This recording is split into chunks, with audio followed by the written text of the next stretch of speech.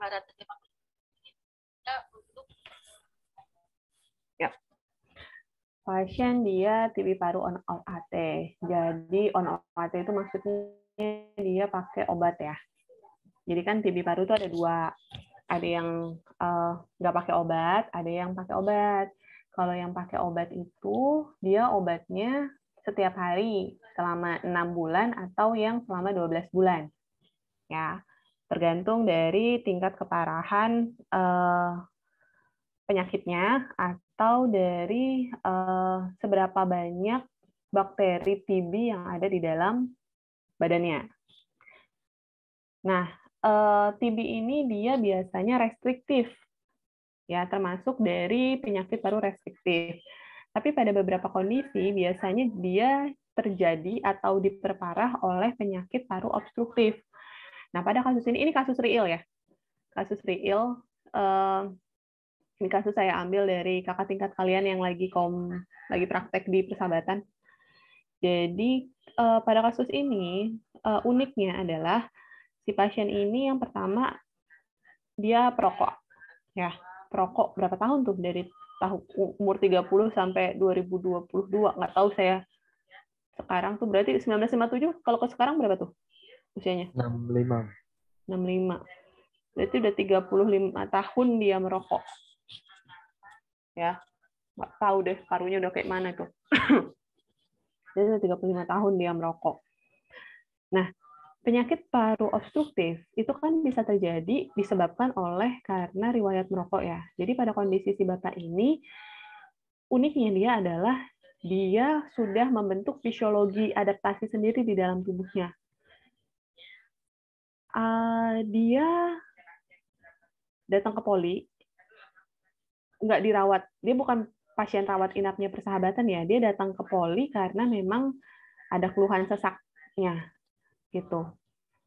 Dia mengeluhkan sesak dan cepat lelah ketika beraktivitas seperti mandi dan jalan jarak jauh, tapi dia bisa naik motor dari Tanjung Priuk sampai ke Persahabatan tanpa ada keluhan. Menurut saya ini agak aneh. Dengan jarak tempuh yang sebegitu jauhnya, dan dia naik motor sendirian, pulang pergi, dan dia masih kerja sebagai teknisi bengkel kendaraan. Tapi dia lelah ketika disuruh jalan jarak jauh. Gitu. Jadi sebenarnya apa yang terjadi di dalam tubuhnya itu sebenarnya udah parah, tapi tubuh dia merasakan hal yang, oh ini udah biasa aja. Gitu. Jadi hal yang menurut kita secara fisiologis itu udah parah harusnya keluhannya, tapi menurut dia apa-apa biasa aja gitu. Nah, dia jalan jarak jauh lelah karena dalam keseharian sehari-hari dia nggak pernah jalan jarak jauh. Paham ya? Jadi ciri dari penyakit paru obstruktif kronis itu adalah sesak nafas, batuk, biasanya ada retensi sputum juga, dari beragam masalahnya ya, dari beragam patologinya maksudnya, dan biasanya sudah mengubah struktur fisiologis tubuh. semua ya Bu ya, baik proses. Sambil rapat soalnya. Jadi di dalam tubuhnya tuh udah ada kebiasaan ya, kebiasaan yang salah. Ini siapa yang share screen? Minta tolong di zoom lagi dong, Mbak. Iya, Bu. Ya. Dibesarin lagi. Oke. Nah. Apa yang paling mengganggu dia sesak batuk ya, dia ada sputum, dia ada mengi, dia ada sesak ke bawah. Nah, tapi ketika kita ajak bicara, ketika kita ajak ngobrol, skala Borg-nya itu masuk dalam kategori normal. Ya, kondisi pasien, ini kondisi real. Batuknya batuk kering.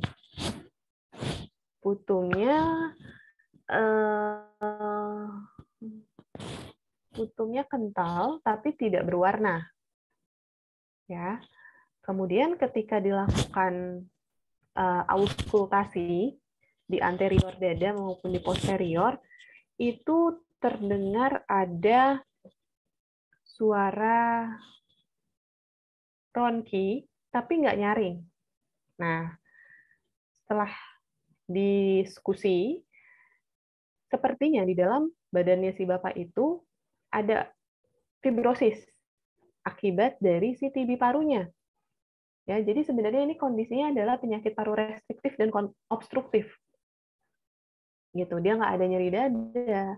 Kemampuan fungsional, kalau dites secara kuesioner, dia merasa baik-baik aja. Tapi kalau dari segi kerusakan organ, dia harusnya parah ini. Ya, jadi Bartle indeksnya skornya bagus. Ya, skornya bagus. Coba ke bawah lagi. Nah, harapannya dia adalah bisa kerja tanpa keluhan. Nah, kalau dilihat dari riwayat penyakit sekarangnya, sebentar. Si pasien itu dia mandi, kemudian sesak, dan memutuskan untuk berobat ke rumah sakit internis. Dirawat selama 4 hari, lalu pasien meminta pulang karena merasa nggak ada perubahan. Lalu pasien berobat lagi ke St. Carolus dan diagnosisnya TB paru. Diberikan pengobatan yang rutin selama 1 tahun sampai 2020.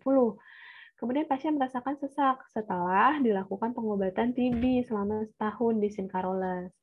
Pasien pergi ke klinik untuk memeriksakan kondisinya, lalu dilakukan foto ronsen toraks dan pemeriksaan darah. Nah, didapatkan hasil masih terdapat bakteri TB, sehingga dokter memberikan obat TB dan merujuk pasien ke persahabatan untuk dilakukan fisioterapi rawat jalan. Nah, di pasien di poli paru, dokter baca hasil X-ray dan pemeriksaan sebelumnya, akhirnya diputuskan untuk melanjutkan pengobatan TB-nya dan merujuk pasien untuk rehabilitasi. Nah, pasien telah melakukan 12 kali fisioterapi. Hingga sekarang pasien mengeluhkan sesak saat beraktivitas. Jadi sesak yang terjadi karena yang masih dirasakan saat si pasien melakukan aktivitas itu karena adanya kerusakan yang memang sudah sangat parah di dalam tubuhnya dia. Baik itu secara obstruktif karena dia adalah riwayat merokok yang cukup lama, berarti RW-nya itu ada masalah ya. RW-nya bermasalah kalau pada kondisi obstruktif paru kayak gimana nih gambarannya? Bisa diceritain nggak teman-teman? Menurut kalian pada kondisi obstruktif paru kan masalahnya di RW ya, di jalan nafas. Masalahnya seperti apa?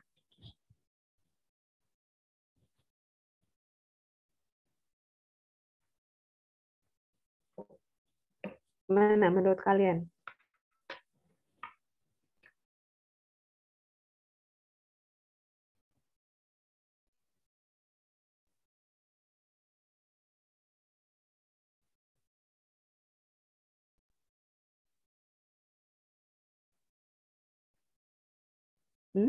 Apa yang terjadi pada RW-nya?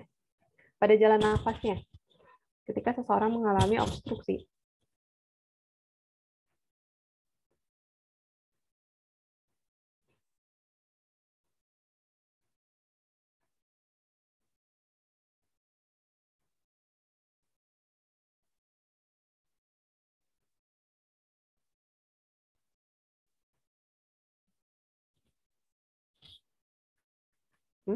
Tersumbat bukan, Bu? Iya, mengecil. Betul. Mas Yesa. Jadi tersumbat itu karena ada pengecilan. Ya, diameternya mengecil. Jadi airway-nya, si trakeanya, si bronkusnya, si bronchiolusnya itu menjadi mengecil. Nah, ketika si alveol airway-nya itu menjadi mengecil, akhirnya volume udara yang harusnya masuk ke dalam paru itu menjadi tidak optimal. Oke, tunggu sebentar. Ada nggak ya di sini?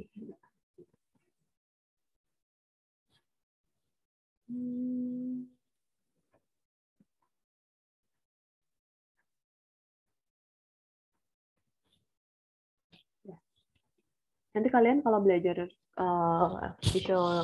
respirasi harus paham dulu volume dan kapasitas paru ya.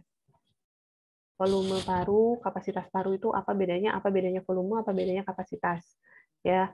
Kemudian ada berapa macam jenis volume dan kapasitas paru itu perlu hafal. Kalau perlu bikin catatan ya, biar kalian benar-benar memahami. Oke. Kemudian riwayat obat-obatannya, dia masih konsumsi OAT 1 kali sehari dengan 3 tablet seri 2. Mulai tahun 2021 sampai 2022, dia gunain amlodipin. Amlodipin itu obat hipertensi, captopril juga obat hipertensi.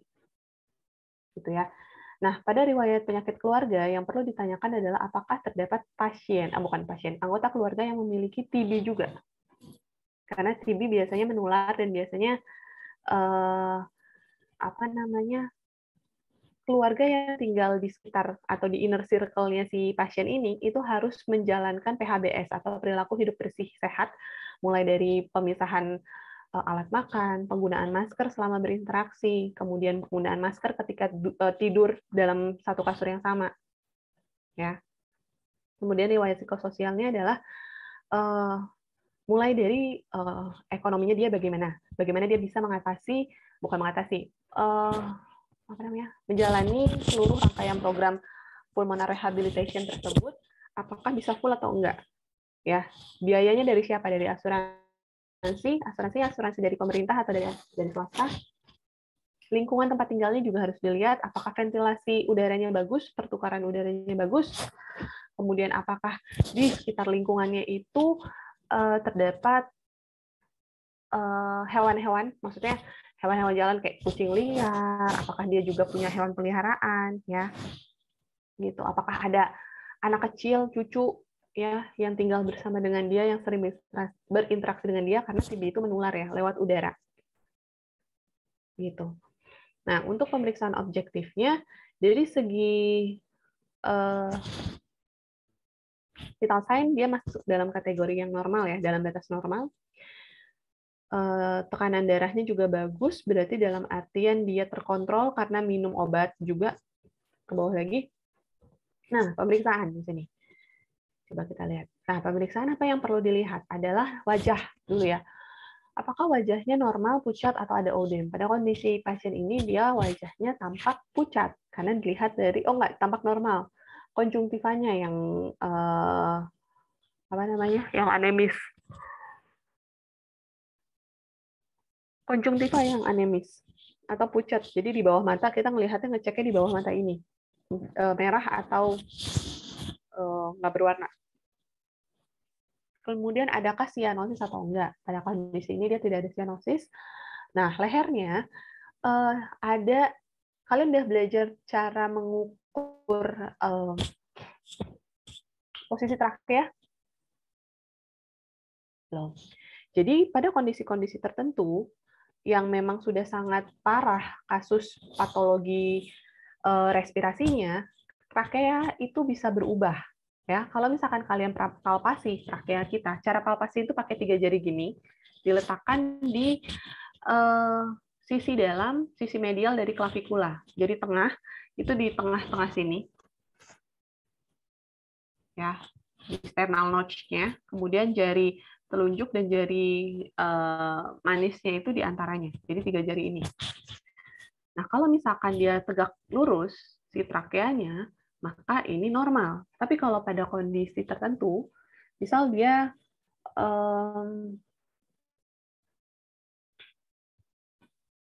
ada fibrosis ya pada kondisi ini. Pada kondisi fibrosis, trakea itu biasanya bergeser ke arah yang dia sehat, sisi yang sehat. Ya. Ke sisi yang sehat ya. Fibrosis itu berarti dia ke sisi yang sakit deh. Iya, ke sisi yang sakit. Karena dia gesernya, karena yang sisi yang sehatnya itu normal dan sisi yang sakitnya itu agak mengecil karena ada fibrosis. Ya, jadi trakeanya tergeser ke arah sisi yang sehat. Sisi yang sakit. Salah mulu. Nah, kalau pada kondisi yang udara lebih banyak di salah satu paru, katakanlah pneumotoraks. Nah, trakea itu terdorong ke sisi yang sehatnya baru. Ya, jadi misalnya nih dia ada pneumotoraks atau kelebihan udara di dalam parunya, terperangkap dalam parunya udara yang berlebihan pada paru kanan misalnya. Ya, paru kanannya otomatis lebih besar kan daripada paru kirinya. Nah, karena paru kanan ini lebih besar daripada paru kirinya, maka paru kanan ini menggeser trakea ke arah kiri. Jadi trakeanya itu deviasi ke arah kiri. Gitu. Ya.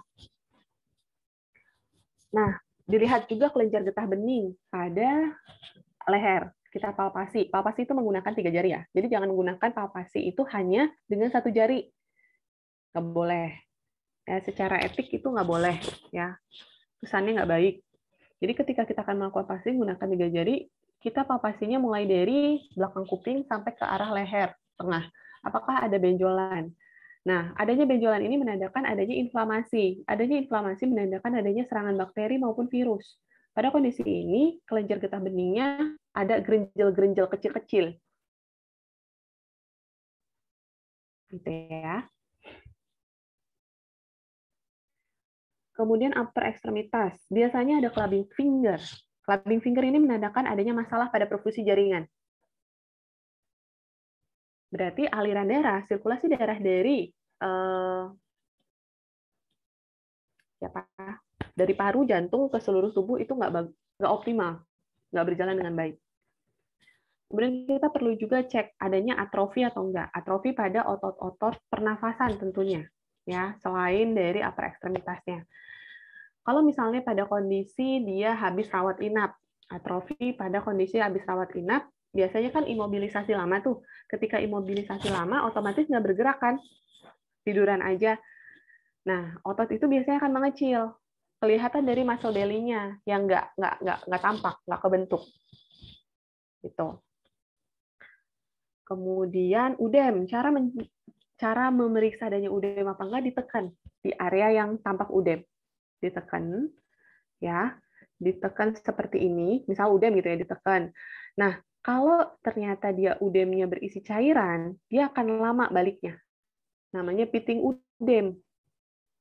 Tapi kalau misalkan dia udem, bukan karena adanya penumpukan cairan, baliknya cepat. Ya, gitu.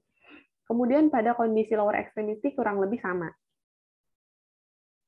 Nah, pemasangan alat. Nah, kalau pada TB ini biasanya jarang ya, kecuali pakai selang oksigen. WSD itu pada kondisi-kondisi yang kayak pneumotoraks. Jadi adanya cairan di dalam paru yang butuh dikeluarkan. WSD. Kepanjangannya itu water seal drainase, drainage. Ya. Itu pada kondisi-kondisi yang memang cairan menumpuk di dalam paru dan butuh dikeluarkan. Pneumotoraks, efusi pleura misalnya. Atau kalau misalkan alat pacu jantung, pacemaker pada kondisi-kondisi yang memang si pasien mengalami aritmia. Yang kalau misalkan nggak ada alat pacu jantung, terus kita raba nadi ya, kalian udah bisa kan denyut nadi, periksa denyut nadi. Kalau misalkan orang sehat, itu denyut nadinya beraturan ya, dep dep dep dep gitu kan ya. Tapi kalau pada orang yang mengalami aritmia dan gangguan jantung, ada beberapa fase nadinya nggak keraba. Nah, itu aritmia. Ya, hilang nadinya. Nah, itu lagi aritmia si pasien. Dan aritmia itu bisa terjadi kapanpun. Sehingga makanya butuh yang namanya alat pacu jantung atau pacemaker. Kemudian dilihat lagi anterior, inspeksi bentuk dadanya, barrel chest atau paralitik. Ya, bentuk dadanya barrel chest itu besar, ya kayak tong. Kemudian, tapi kalau itu barrel chest bukan khasnya TB, itu khasnya si PPOK. Ya. Deformitas itu flat chest, dia dadanya rata. Maksudnya data itu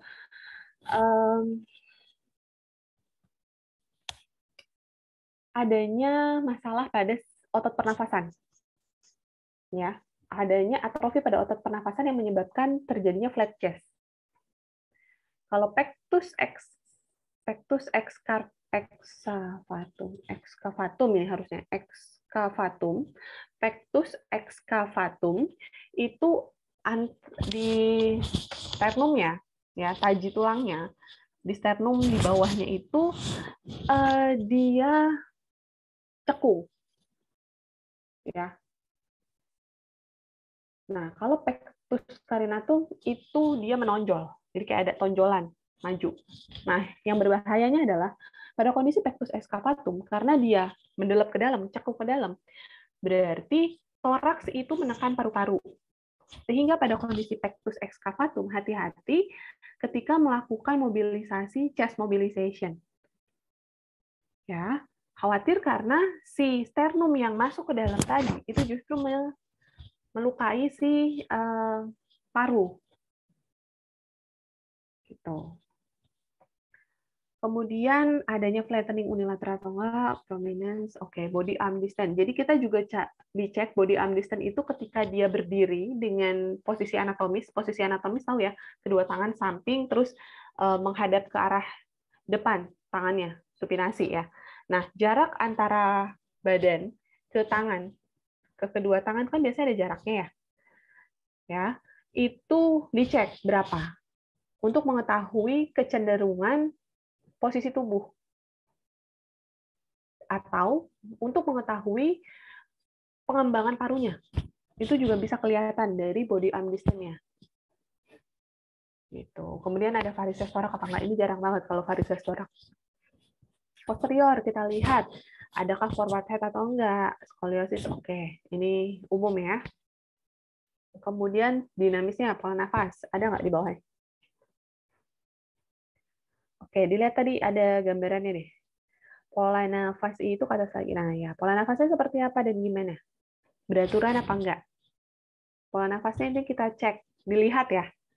Dilihatnya dengan cara memperhatikan gerakan pernafasan. Dia pakai pernafasan perut atau pernafasan dada.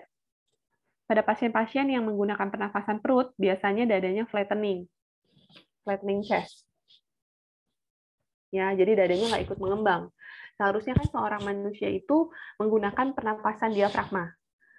Pernafasan diafragma itu ketika kalian meletakkan tangan di antara si perut dan sangkar toraks, ya di tengah-tengah, ya pas banget di bawah sternum. Gerakan tangan itu naik turunnya barengan, gitu. Tapi kalau misalkan dia menggunakan pernafasan perut, berarti tangan kalian yang ada di atas perut itu naik begini. Tapi kalau misalkan menggunakan pernafasan dada, berarti tangan kalian yang ada di atas dada dia naik, ya, gitu. Ngeceknya seperti itu. Dan biasanya, saya ulangi lagi, kalau misalkan orang-orang yang pakai pernafasan perut, biasanya otot pernafasannya nggak bekerja secara optimal. Dan rata-rata orang-orang di Indonesia, nggak orang-orang Indonesia sih, orang-orang kebanyakan menggunakan pernafasan perut dibandingkan pernafasan dada. Ya. Jadi di antara kita nih, mungkin saya juga ini pasti menggunakan pernafasan perut. Gitu. Jadi otot pernafasan premover, ya, otot pernafasan utama itu kan diafragma, itu nggak digunakan akhirnya, nggak optimal digunakan. Gitu ya. Kemudian dicek lagi pola nafasnya, ke bawah lagi Mbak, udah dipne, rendah atau enggak, paradoks, oke, macam-macam ya. Tapi ini pengecualian ketika kalian mendapat pasien, misalnya kalian mendapat pasien seorang pilot misalnya, nggak pilot jangan, atlet misalnya, dia mantan atlet, kemudian dia ternyata ada masalah PPOK, pernah punya riwayat merokok, terus akhirnya setelah pensiun dari atlet, dia kena PPOK terus dirawat inap. Nah, biasanya pasien-pasien seperti ini memiliki denyut nadi yang rendah. Bukan karena suatu masalah, tapi kalau pada kondisi pasien yang mantan atlet. Karena fisiologi adaptasinya yang di dalam tubuhnya dia itu udah bisa meregulasi dengan baik, dengan frekuensi pernafasan yang rendah, dia bisa menghirup oksigen seoptimal mungkin. Jadi biasanya atlet-atlet memiliki denyut nadi dan frekuensi pernafasan yang rendah dibandingkan orang pada kebanyakan, normal kebanyakan. Ya. Boleh ke bawah lagi. Dipalpasi. Oke, tadi ya. Palpasi deviasi trakea tadi yang saya bilang. Kemudian normal, ada nyeri tekan atau enggak, spasme otot atau enggak, emfisema subkutis atau enggak. Emfisema subkutis ini mungkin nanti akan diajarin sama Pak Kir. Jadi dicek pakai palpasi di depan, di dada, di anterior depan sama di belakang. Kalau ternyata dia ada menggema, nah itu kemungkinan adanya emfisema subkutis. Ya. Kemudian di bawah lagi, posterior apa? Emfisema soma, vokal. Oke, vokal fremitus juga. Kalau meningkat berarti ada padat. Kalau padat berarti adanya fibrosis, ya. Vokal fremitus itu. Jika meningkat berarti padat. Kalau padat berarti dia adanya fibrosis, ada jaringan parut. Jika menurun, adanya udara atau cairan. Kemungkinan pneumotoraks atau efusi pleura. Itu ya.